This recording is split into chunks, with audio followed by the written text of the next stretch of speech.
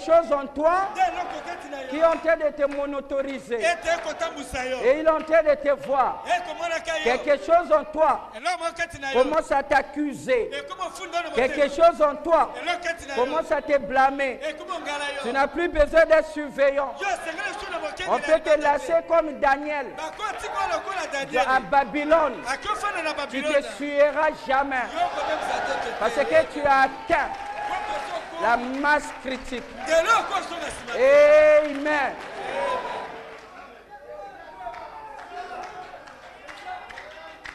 Nous ne voulons pas des fleurs de la ville. Et si vous ne l'arrosez pas, il meurt. Et il faut le dorloter. Allons-y à l'église. Oh, on ne te voit plus. Non, nous voulons les fleurs du désert. Ils n'ont personne pour arroser. Et même ils sont forts. Et ils meurent.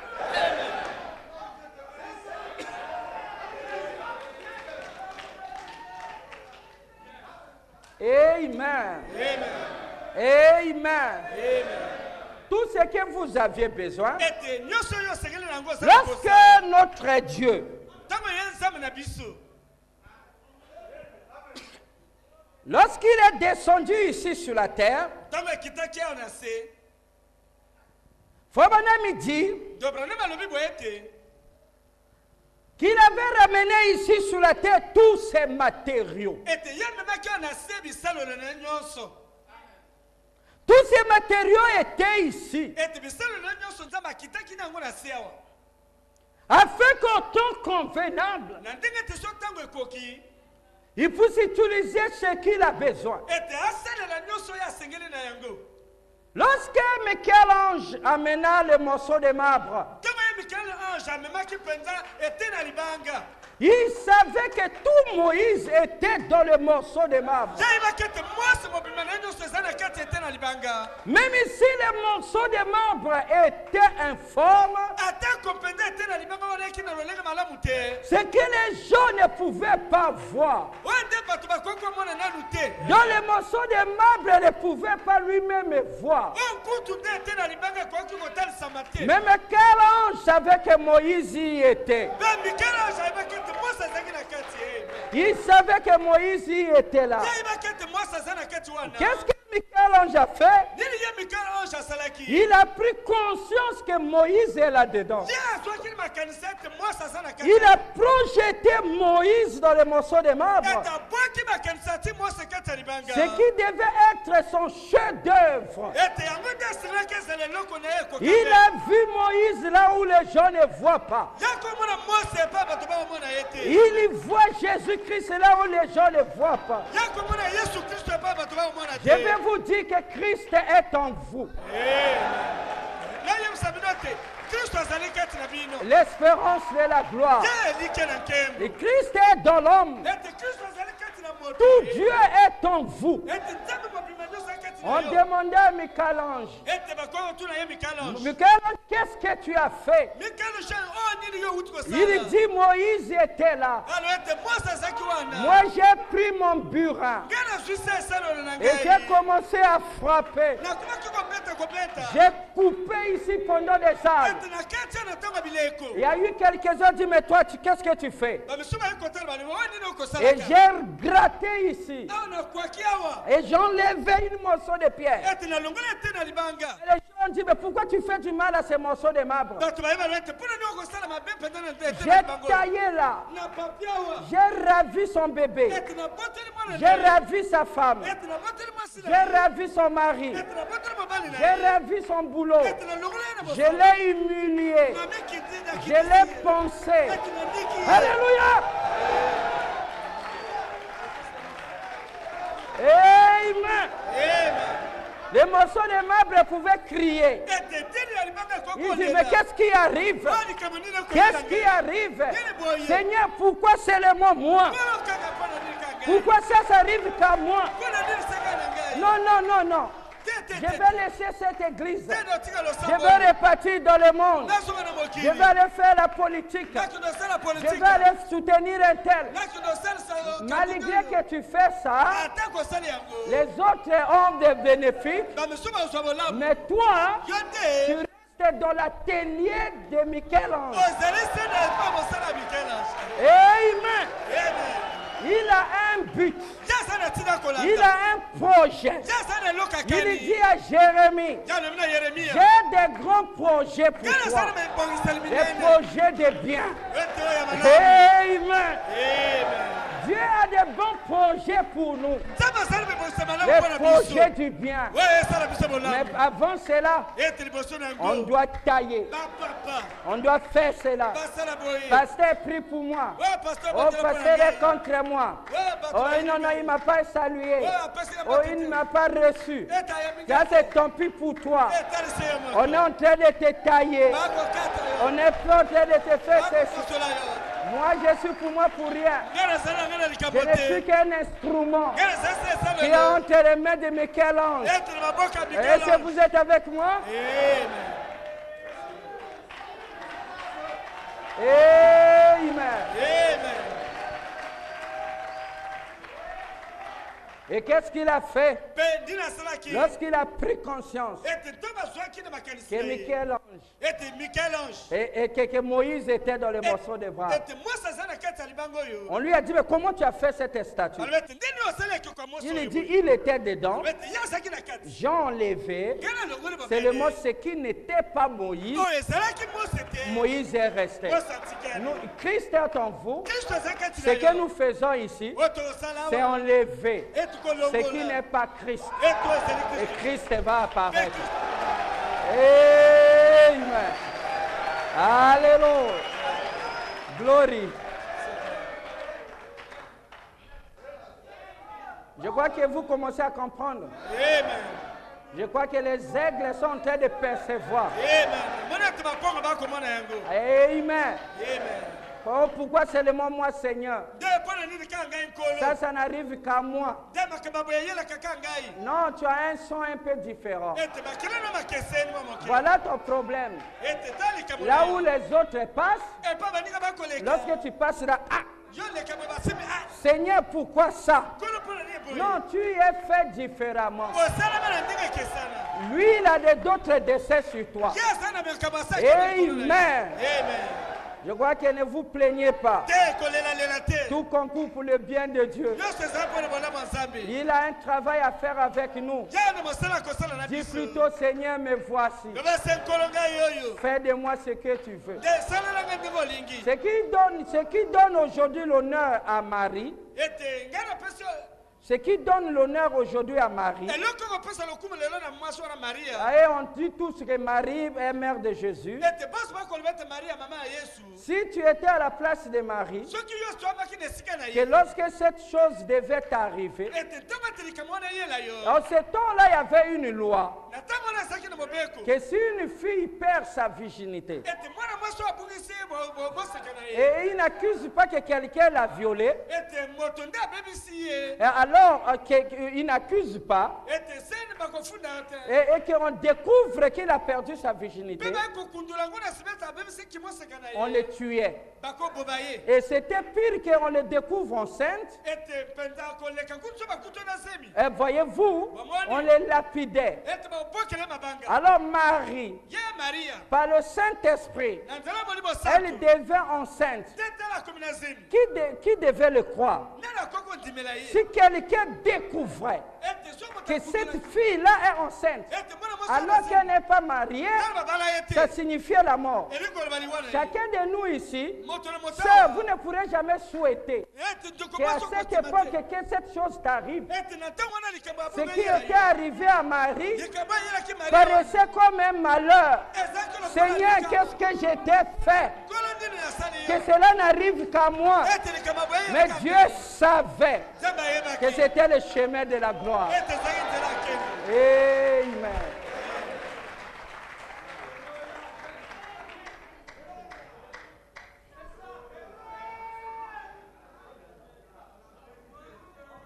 Amen. Amen. Qu'est-ce qui se passe? Dieu veut que vous soyez conscients. Tout ce que vous avez besoin est en vous. Et qui peut dire Amen? Tout ce que vous avez besoin, la bonne santé, le mariage, les enfants, les maisons, la fortune, l'argent, tout ce que tu en as besoin est en toi.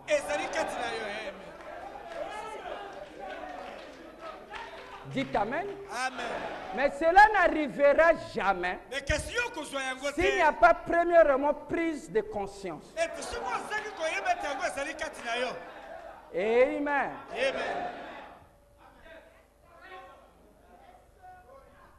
Mais s'il n'y a pas plus de conscience, mais alors la profondeur appelle la profondeur. Si vous savez que vous avez soif, c'est qu'il y a quelque part, il y a quelque part quelque chose qui doit répondre à cette profondeur. Amen. Nous ne pouvons pas avoir soif de Dieu s'il n'y a pas un Dieu quelque part qui remplira ses soifs. C'est la raison pour laquelle vous êtes satisfaits. Vous êtes allés dans les églises. Vous avez chanté. Vous avez dansé en esprit. Vous avez prié pour les malades. Vous avez demandé des requêtes. Quoi que ça soit bon. Malgré cela, vous n'étiez pas satisfait. Quelque chose en vous. Quelque chose. Frère Branham me dit, ce n'est pas vous qui cherchez Dieu. C'est quelque chose qui cherchait Dieu. Il dit, ce n'est pas vous que vous cherchez Dieu. Mais c'était Dieu qui vous cherchait. Amen. Amen. C'était l'appel du royaume de Dieu. Est-ce que vous êtes avec moi? C'était l'appel du royaume de Dieu. C'est pour cela il dit ceci, que lorsque nous arrivâmes sur les bords du rivage de Babylone, amen. Alors, on se souvint, lorsqu'on était assis là, on s'est souvenu de Zion. Et on commençait à murmurer. Nos pensées sont réparties dans les temps anciens. Avant de venir dans cette captivité, nous avons pensé qu'il y a quelque part, il y a quelque part un monde, il y a quelque part là où il n'y a pas de maladie. On a commencé à murmurer. Un de nos oppresseurs, il nous demanda dans les rivages de Babylone. Il dit, fille de Sion, est-ce que vous pouvez me chanter un cantique de Sion? Nous l'avons dit. Comment chanterons-nous les cantiques de Sion alors que nous sommes en captivité? Amen.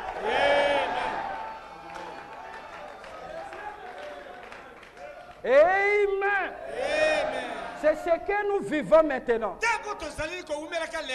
dans les rivages de Babylone.